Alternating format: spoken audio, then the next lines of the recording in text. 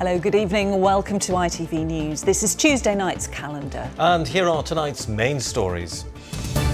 After a dramatic fall in youngsters getting the meningitis jab in Bradford, one mother who lost her daughter to the disease speaks out. For a mother to go through that, it was a nightmare. Please get your child inoculated, because don't go through what I went through. So the sensors are underneath there. We get exclusive access to a tagging system which tracks offenders drinking. So could it be the answer to alcohol-fuelled crime? Knowing that I can't go back if I did breach the tag, I could be recalled. For alcoholics though, this is not a cure. The most it's going to do for an alcoholic possibly is, keep them away from alcohol for a time. Redbury centre, and the header is in! Sheffield Wednesday have won it! In sport, in his father's footsteps, Josh Windass heads the Owls into the championship with his late winner, bringing back memories for proud dad Dean. Thought it was going to go to penalties. But and we like, believed. I believed. You might not have believed, but I believed. You did believe, to be fair. I can't say that again. I'm not doing this ever again. And pearls of wisdom, how knitting Norma has been spreading a little happiness by hiding her handmade gifts around Dewsbury.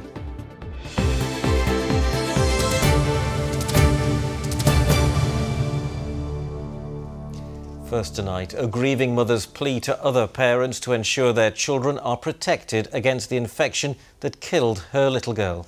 Ellie Walker was just 3 when she died from a form of meningitis. Her mother Andrea has been speaking as it emerged that 1 in 4 children in the Bradford area is now more at risk of catching it than before the pandemic. That's because some parents are choosing to not let their children be inoculated. But as Andrea marks 10 years since her daughter's death, she's asking them to think again. Tina Gelder has our top story. Andrea Walker regularly visits her daughter's grave. She has ensured her home in Keighley is nearby. Here she feels close to Ellie and remembers the little girl who could light up a room.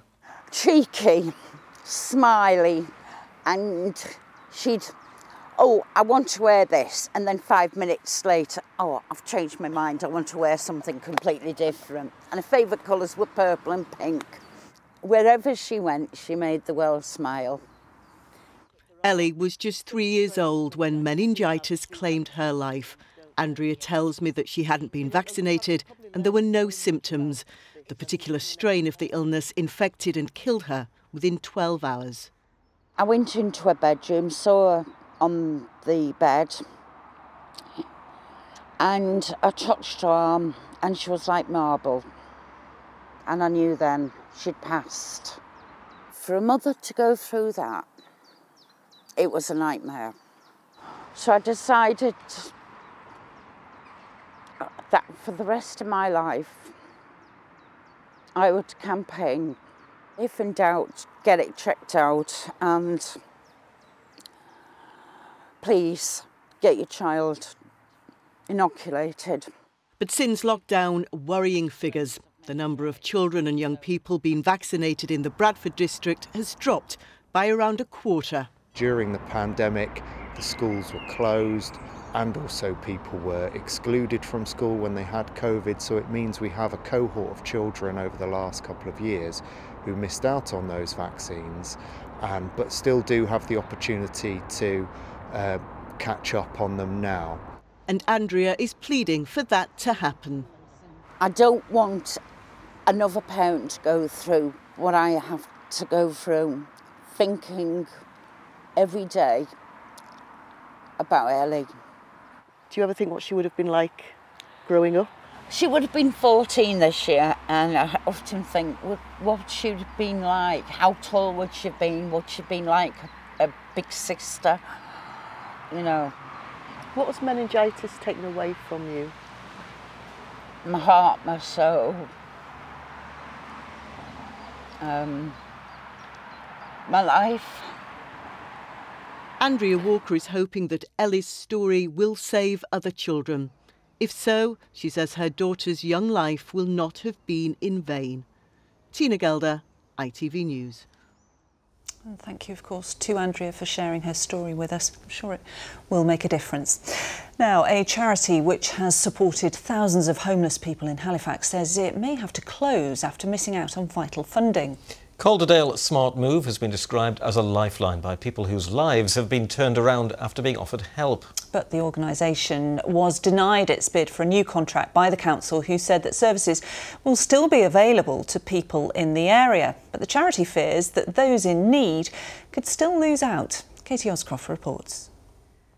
Emma still needs help from Smart Move, but when she first came through this door, she had nowhere to live. It's Emma. She had a son and she was an alcoholic. I was desperate where I had no choice but to live with a person that was actually grooming me, abusing me as well. And Smart Move basically got me the property I'm in now. So they actually saved me. I just believed in me. They never gave up on me. Even though when I was hard work to handle, like I was drinking, I had problems with drugs, alcohol. They could have easily given up on me, but they didn't. Sam described the roof over his head as a living hell for him and his dog Jess when he first asked for help here. This bedsit I'm in, I don't smoke, I don't drink, but the place was full of people smoking drugs.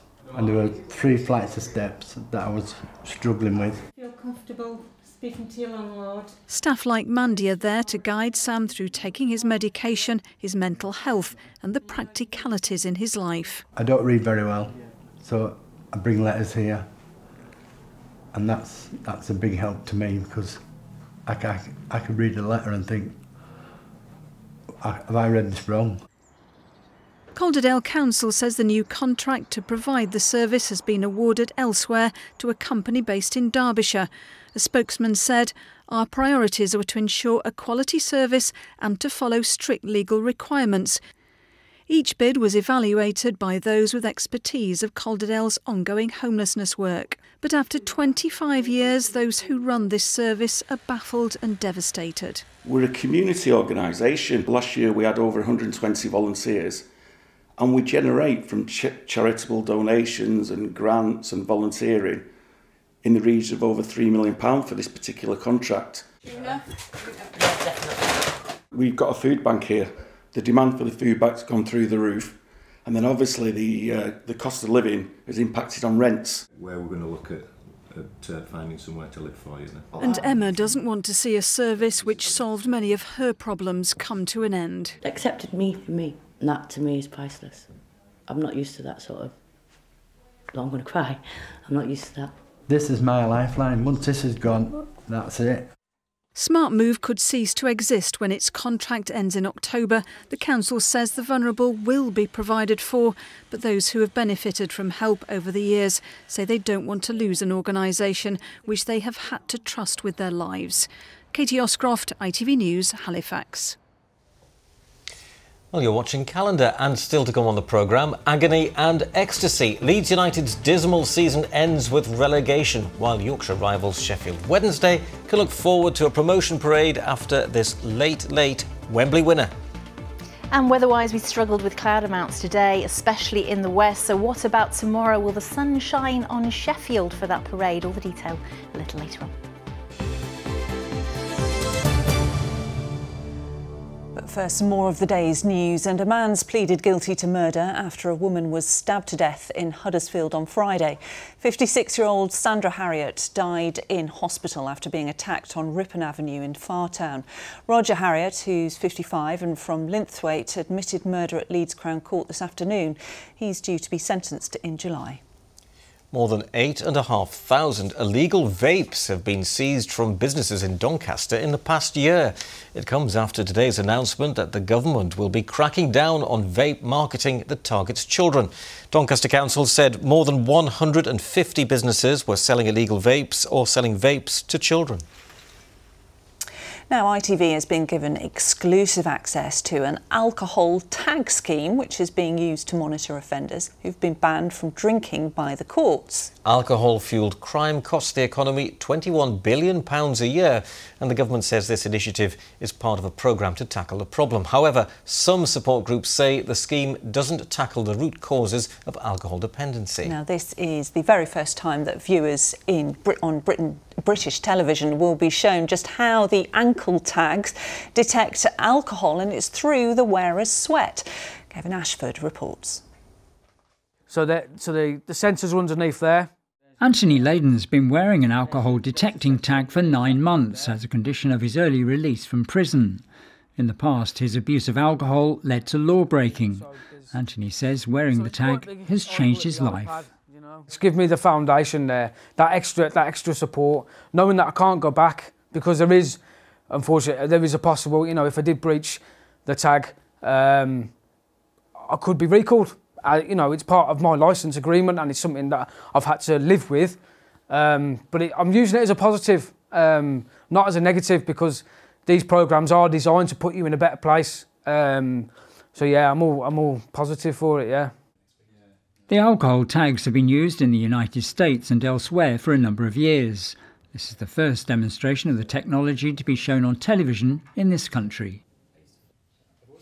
Now, for security reasons, we've been asked not to identify the people putting the tags on, but this is where it's going to go, round my ankle, where it's going to measure the alcohol in my sweat. The tags are being used to monitor alcohol bans imposed on offenders in community sentences handed down by the courts. It can also be used as a licence condition for prison leavers. Now, to demonstrate the tag working, I'm going to consume some alcohol. A small percentage of alcohol is released when we sweat. That can take anything from half an hour to an hour and a half before it becomes detectable. The technology registers even very low alcohol consumption. It can also distinguish between drinking and environmental exposure to alcohol, such as spillages. It can also tell if the tag has been tampered with. The readings are automatically sent back to a monitoring centre. The following day, I went to discover my results. We started drinking at around 1:10. The alcohol started being eliminated through your skin and being detected at just after 2 o'clock. You reached a peak elimination, so the alcohol peaked coming out through your skin just between 3:30 and 4 p.m. And then we see a slow decline in it coming out through your skin.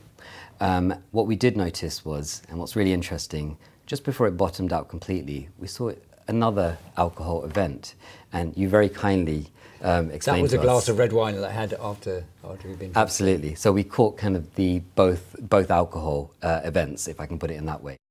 The alcohol tags are part of a £183 million government investment over the next 3 years in tagging technology. It's expected 12,000 tagging orders will be issued over that period. The government says 97% of offenders have stayed sober on the days that they've been tagged. However, staff at this alcohol rehab centre in Bradford say wider issues need addressing when tackling addiction. For alcoholics, though, this is not a cure. It's certainly not going to keep an alcoholic from drinking. The most it's going to do for an alcoholic possibly is, keep them away from alcohol for a time. But if the actual issues why they're drinking and their addiction itself is not, or their alcoholism is not addressed, then I can't see it keeping them sober. The minister responsible says the tags aren't aimed at people who are dependent on alcohol. They're for offenders who are in a position to stop their alcohol use. We've piloted it and tested it very thoroughly. So we know it has a high accuracy rate and in turn then has a high compliance rate. So it is important. It's not for everybody, of course. As I say, it's only one part of the arsenal that we have at our disposal. But because alcohol is such a factor in such a high proportion of crimes, it is an important part of that approach. Anthony believes his tag has helped him stop his alcohol-related offending, putting him on the path to a crime-free future. Kevin Ashford, ITV News. And you'll be glad to hear that Kevin Ashford has now been allowed to take the tag off, which is good. He's happy it's a relief man. to him. Now, the ITV Evening News continues here at 6:30. Here's a look at what's happening with Mary Nightingale. Coming up on the programme, the government's pledge to protect under-18s from e-cigarettes. Rishi Sunak says retailers should be banned from giving children free vape samples, but critics say the government should be even tougher. Also tonight, the boss of Asda tells us a voluntary price cap for supermarket food won't ever work. Plus, a total cover-up. The claim from Eamon Holmes over the controversy surrounding his former colleague, Philip Schofield. Do join me for those stories and much more at 6:30. Mary, thank you very much. We will. Well, it's time to look at the sport over the busy bank holiday weekend. Of course, we've got Arif in the studio and we'll get to the playoff finals in just a moment. But first, of course, Leeds United and that relegation. Yeah, tough few days for Leeds United, Lara, as their 3-year stay in the top flight came to an end on Sunday after they were soundly beaten by Tottenham at Ellen Road. They knew a win wasn't going to be enough on its own as they needed other results to go their way, but after a poor showing, the relegation was confirmed with a 4-1 defeat, and interim head coach Sam Allardyce said he would be open to staying on at the club. I think if I'm going to do anything, it's going to be here, but like I said, those discussions will have to happen in the next few days. We'll have to have probably a sit down for a couple of days and thrash it out, probably the right word, for both sides to be comfortable. Commiserations to Leeds, but Sheffield Wednesday, of course, have secured promotion after that tight South Yorkshire final. Oh, absolutely, Ian. What a season it's been for the Owls. A record 96 points, half the season unbeaten, and of course, who can forget that that comeback against Peterborough? Unbelievable, wasn't it? It was amazing. Yeah, and yesterday, but that could have went either way when they took on Barnsley at Wembley for a place in the Championship. It wouldn't be Sheffield Wednesday though if they didn't wait until 5 seconds until the end to score the winner.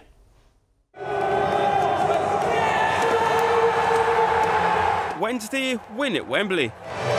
Sheffield Wednesday are back in the Championship. Celebrations under the arch and the culmination of the most incredible season for Sheffield Wednesday as they secured promotion out of League One. Best game I've ever seen. Well, not ever, like. It was just amazing. Mate, best atmosphere we've seen in a while there. Brilliant, mate. Well, enjoy it. Yeah. Enjoy it, pal. Yes. Brilliant. It was really good. Never seen it like it in my life, honestly, unreal. South Yorkshire pride at stake on a famous piece of luxurious turf in North London. After 9 months of the season, it came down to one final game as Sheffield Wednesday and Barnsley went head-to-head under the Wembley arch for a place in the Championship. The temperature rose when Liam Kitchen was hacked down in the box. No penalty, said the referee. It then boiled over when Adam Phillips was shown red, the Reds defender going over the top on Lee Gregory.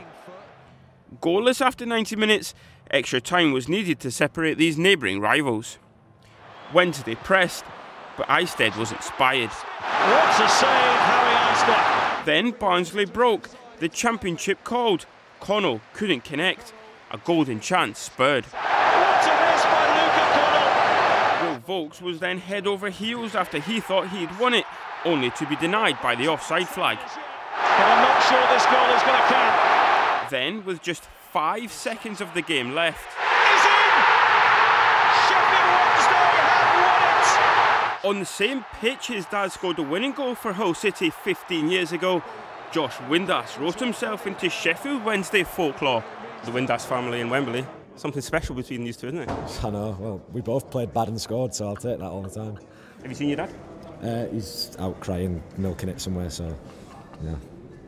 After 2 seasons away, Sheffield Wednesday are back in the Championship, and they've done it in the most dramatic way. We actually thought it was going to go to penalties, and we were like, believed. I believed. You might not have believed, but I believed. You did believe, to be fair. I can't take that again. I'm not doing this ever again. Never coming here again. What a disappointment the last minute, but didn't we do well? Proud of them. We did our best, but it just wasn't good enough. Last kick of the game, over and out. For Josh Windass to head it, I mean, he's never headed the ball in his life. I've never seen him head the ball. No, he's far too pretty. He's got far too much hairspray on his head. I'm very surprised that he headed it. It means so much because as a manager, when you come into management, you always dream and want to do well with your football club and to get promotion. That's what we all believe. So when it becomes a reality, it's a special time. So I'm really pleased, but most importantly pleased for us all at the football club.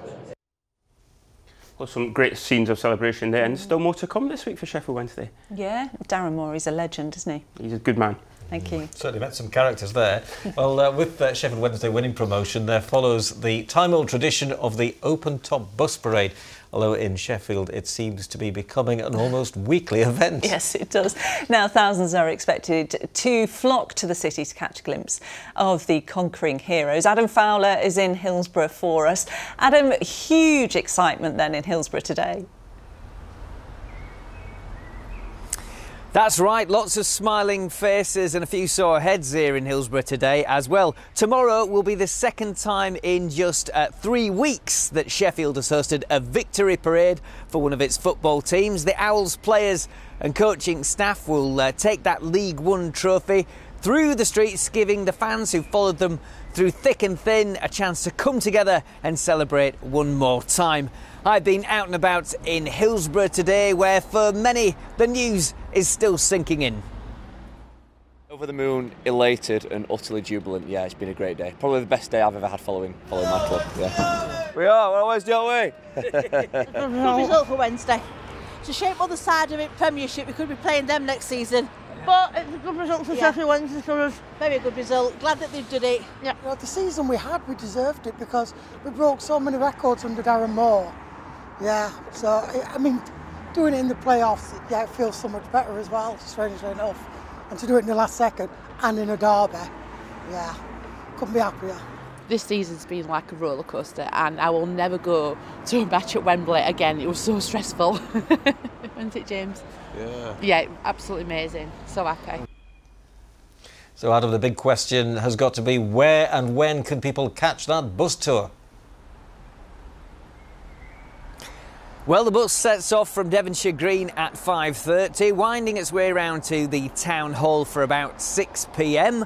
Sheffield Wednesday said the open-top bus will travel at walking pace to allow the Owls to celebrate with fans along the route. Traffic disruptions expected in the city centre on the evening of the event, and road closures will be in place. Fans will then be able to join in the celebrations outside the Town Hall in a traffic-free fan zone, and then the Sheffield Wednesday party will be invited into the Town Hall for a civic reception. So plenty going on tomorrow as Sheffield Wednesday has its well-deserved moment in the spotlight. Absolutely. Thank you very much, Adam. So that takes us on to Kerry with the weather. And Kerry, I mean, obviously, you know, you live down that part of the world. It must be really, really exciting down there. Very exciting, yeah. Thousands are going to be there tomorrow evening, so I'm not just crossing But will it get wet? No, definitely not wet. It's looking good. dry. I just thought I'd start off with this picture from Dean Sills. It was from Wembley yesterday, but he said, Keza, it might be the weather over Wembley, but it's the skies over South Yorkshire. That's a great, great line. A big thank you to Dean, who is a Barnsley fan, and he took his son, but he says congratulations to Wednesday. So yes, the forecast for tomorrow evening, we're definitely going to get some dry weather from 3 o'clock if you're starting it during the afternoon. Mostly dry, sunny spells, just a light northeasterly breeze. Decent temperatures for the end of May, to be honest. Not as warm as it has been over the long weekend, but maybe, you know, just an extra layer, it should be fine. It's a very similar story to what we've had today. So we've got high pressure to the northwest of us, and that's just feeding in quite a lot of cloud and that northeasterly breeze. So we have struggled, especially to southern and eastern parts of the region today, but Sheffield by this afternoon saw some nice sunny spells, and we're hoping it will be a very similar story as we head into tomorrow. So it's very hit and miss at the moment between whether we get the cloud or we get the sunshine. And when we get the sunshine, these are today's highs. Bramham in West Yorkshire 18, but struggling at the coast a little bit with below average temperatures of around 13 Celsius. And our weather photos have pretty much told the story. So moody skies over Huddersfield first thing this morning. A big thank you to Sandy. But by the afternoon, by the time she'd got home, blue skies and sunny spells. I just want to make a note, because I know it's half term this week out towards the coast. It was a 15 to 20 mile an hour northeasterly today. This was Whitby during the course of lunchtime, but we're still seeing those breaks, and we will still get some sunshine. And if you pop an extra layer on, it will still be okay at the coast. So I'm not telling you not to go to the coast. It's just a little bit fresher there. Yeah, you just need a jumper, don't you, and you're fine. Yeah, for sure. Thank you very much. No problem. Full forecast coming up shortly. Absolutely. Now, an 87-year-old care home resident from Dewsbury is helping to put smiles on people's faces with her hand-knitted toys, many of which she hides in her community for others to find. Norma Cade says she just wants people to be happy, and since lockdown has spent nearly every day knitting hundreds of woolly items. Sarah Clark has been to meet her. Meet Knitting Norma, also known as Norma Cade from Dewsbury. I fill my life with helping other people. Since lockdown, the 87-year-old spent around 7 hours a day lovingly creating over 500 toy dolls and animals, many of which have been given to children or left in local parks with uplifting messages for others to find. The little faces, when they get something given, you think they've got the world in their hands. You've no idea the pleasure I get from giving away. And I want the world to be happy. As the number of acts of kindness grow, so are the bags of donations. People contact us and ask us, would the lady who gives things out, would she like some wool dropping off? And they drop her wool off, so then obviously she gives back to the community, so it's lovely. I've knitted eggs with penguins inside, so that when they open the egg, the penguin pops out. Now the ducks, I designed them myself. I did the beak, like elephant's trunk. Yes, they like elephants with trunks up. See, when they put the trunks up, they're pleased with themselves, aren't they? I presume they are. I hope they are. Norma has also given good luck charms as a thank you to staff who've helped her in her mission. She knitted me a teddy bear, and I used that for a cover for the gear stick in the car at winter. So they come in really handy for everything, and she's up for a challenge. A challenge she is now roping in friends to help with, as she's busier than ever. Sarah Clark, ITV News, Dewsbury. Oh, Norma, what a lovely thing to do. I know, so kind. Would you like one of those little elephants? Yeah, I would. Oh, cute. Time for the weather now. Let's get the latest forecast from Kerry. Good visibility on the horizon. TUI sponsors ITV Yorkshire Weather. Hello again. So it's all or nothing, where we get the cloud, where we get the sunshine, the highest of temperatures and that keen northeasterly breeze for the rest of this week. Most of us started off fairly cloudy first thing this morning, but it did thin and break that cloud, especially to northern and western parts of the region. Another dry week ahead, essentially, with high pressure in charge. It will feel nice and warm in any sunshine, but stubborn cloud, especially in the east at times. But the emphasis on that high pressure bringing us the dry conditions.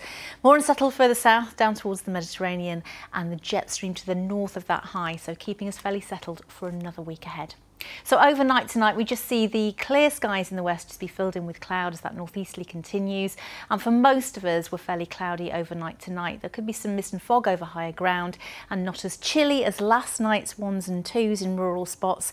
We could be down into single figures, but we should be frost free overnight tonight. There are your sun times as we head into tomorrow, 4:43 and 9:25.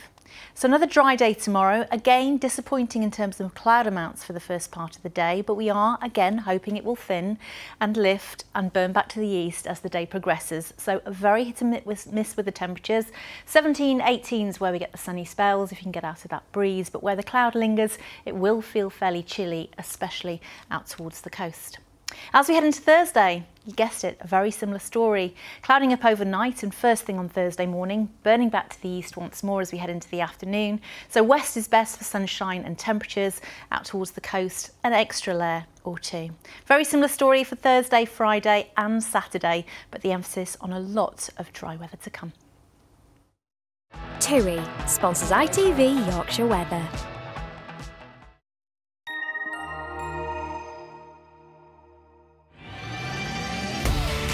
Hello, summer. Piri sponsors ITV Pollen Count. Well, grass pollen counts have been rising over the last few days. High today, moderate to high, certainly inland over the next few days, but with that northeasterly breeze, it will be lower at the coast.